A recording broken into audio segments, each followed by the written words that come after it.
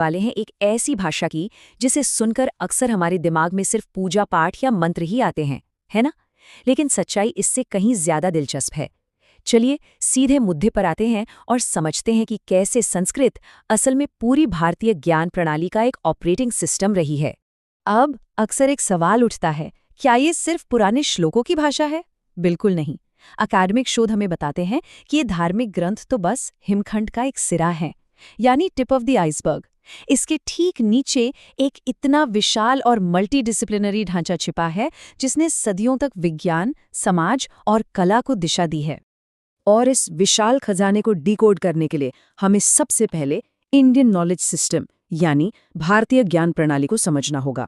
ये कोई आम प्रणाली नहीं है, ये एक ऐसा अनोखा बौद्धिक ढांचा है जो हमारी आध्यात्मिक और भौतिक दुनिया के बीच एक गजब का बैलेंस बनाता है। धर्म और कर्म जैसे मूल सिद्धांतों के जरिए ये अलग अलग विषयों को आपस में बहुत ही खूबसूरती से जोड़ता है। तो चीजों को आसान बनाने के लिए हमने इस पूरे एक्सप्लेनर को 6 हिस्सों में बांटा है। 1. पवित्र भाषा की उत्पत्ति। 2. भारतीय दर्शन की नींव। 3. प्राचीन विज्ञान और समाज। 4. कला और संस्कृति। 5. ज्ञान का संरक्षण। और 6. इसकी वैश्विक विरासत और आधुनिक पुनर्जागरण। चलिए सबसे पहले हिस्से से शुरू करते हैं, इस पवित्र भाषा की उत्पत्ति और इसकी भाषाई जड़ें। अगर हम समय में पीछे जाएं, तो ये भाषा प्रोटो इंडो यूरोपियन परिवार से निकली है। सोचिए, करीब 1500 ईसा पूर्व वैदिक काल में ये सिर्फ एक मौखिक परंपरा थी, यानी सुनकर याद रखने वाली। फिर 200 ईसा पूर्व आते आते शास्त्रीय काल में ये रामायण और महाभारत जैसे महाकाव्यों की एक बेहद परिष्कृत और एडवांस्ड लिखित भाषा बन गई। मध्यकाल से होते हुए आज ये भाषा एक बिल्कुल नए डिजिटल अवतार में हमारे सामने है। आगे बढ़ते हैं दूसरे भाग की ओर, भारतीय दर्शन की नींव और इसके गहरे आध्यात्मिक विचार।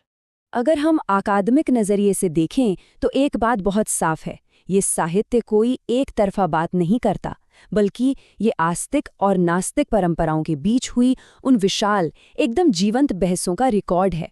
एक तरफ वेदांत और योग जैसी आस्तिक विचारधाराएं थीं, तो दूसरी तरफ बौद्ध, जैन और चार्वाक जैसे नास्तिक दर्शन। और संस्कृत ने बड़ी ही निष्पक्षता से इन सभी वैचारिक मतभेदों को सहेज कर रखा है। और इन बहसों में एक बड़ा ही दिलचस्प दार्शनिक विभाजन देखने को मिलता है। एक तरफ है अद्वैत, जो मानता है कि हमारी व्यक्तिगत आत्मा और ये पूरा ब्रह्मांड असल में एक ही हैं। दूसरी तरफ है द्वैतवाद, जिसका तर्क है कि इंसान और वो सर्वोच्च सत्ता दोनों बिल्कुल अलग अलग हैं। मानव अस्तित्व को समझने की ये कितनी शानदार कोशिश थी। अब आते हैं तीसरे भाग पर, प्राचीन विज्ञान और समाज। और ये वो जगह है जहाँ चीजें आध्यात्मिकता से काफी आगे निकल जाती हैं। यहाँ जो बात सच में हैरान करती है वो है विज्ञान का स्तर। आर्यभट्ट का आर्यभट्टीय ले लीजिए, इसमें खगोल विज्ञान और ग्रहों की गति के एकदम सटीक गणितीय मॉडल हैं। सुश्रुत संहिता में तो बाकायदा शल्य चिकित्सा यानी सर्जरी और मेडिसिन की उन्नत तकनीकों का पूरा दस्तावेज है। और चाणक्य का अर्थशास्त्र, वो सिर्फ राजनीति नहीं है, उसमें धातु विज्ञान और माइनिंग तक की गहरी इंजीनियरिंग छिपी है।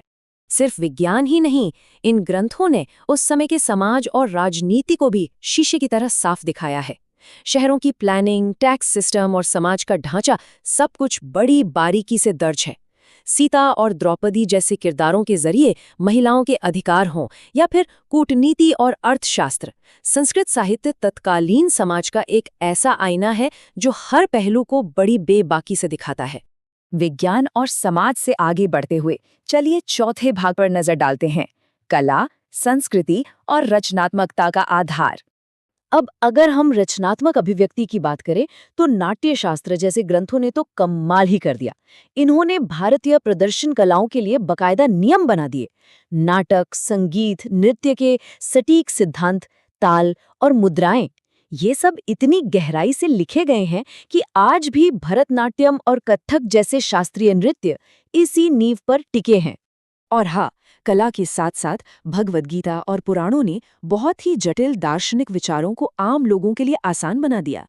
वैदिक ज्ञान हो, उपनिषदों का ध्यान हो, गीता का निष्काम कर्म हो या फिर भक्ति परंपरा की वो गहरी श्रद्धा, संस्कृत ने इन सभी आध्यात्मिक रास्तों को कथाओं के जरिए सीधे लोगों के दिलों तक पहुंचाया।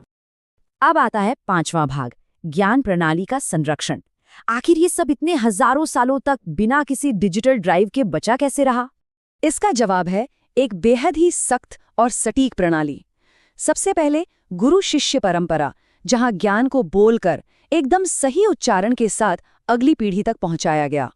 फिर आए वो लोग जिन्होंने बड़ी सावधानी से इन हस्तलिपियों को लिखा। इसके बाद विद्वानों ने इन पर अपनी विस्तृत टिप्पणियां लिखी ताकि अर्थ ना बदलें। और अंत में नालंदा जैसे विशाल विश्वविद्यालयों ने इसे एक संस्थागत ढांचा देकर हजारों सालों तक महफूज रखा। और अब हम आते हैं अपने छठे और आखिरी भाग पर, इसकी वैश्विक विरासत और आज का मॉडर्न पुनर्जागरण। शायद आपको जानकर हैरानी हो, लेकिन पाणिनि के लिखे गए जटिल व्याकरण नियमों ने नोम चॉम्स्की जैसे आधुनिक भाषाविदों को गहराई से प्रभावित किया है। इतना ही नहीं, पश्चिमी दार्शनिकों के विचारों से लेकर आज दुनिया भर में छाए हुए योग, माइंडफुलनेस और यहाँ तक कि पर्यावरण संरक्षण से जुड़ी धारणाएं, ये सब कहीं न कहीं प्रत्यक्ष रूप से इसी प्राचीन ढांचे से जुड़े हुए हैं। और आज के इस डिजिटल युग में ये ज्ञान प्रणाली एक जबरदस्त पुनर्जागरण देख रही है। दुनिया भर में इन प्राचीन पांडुलिपियों को डिजिटल किया जा रहा है।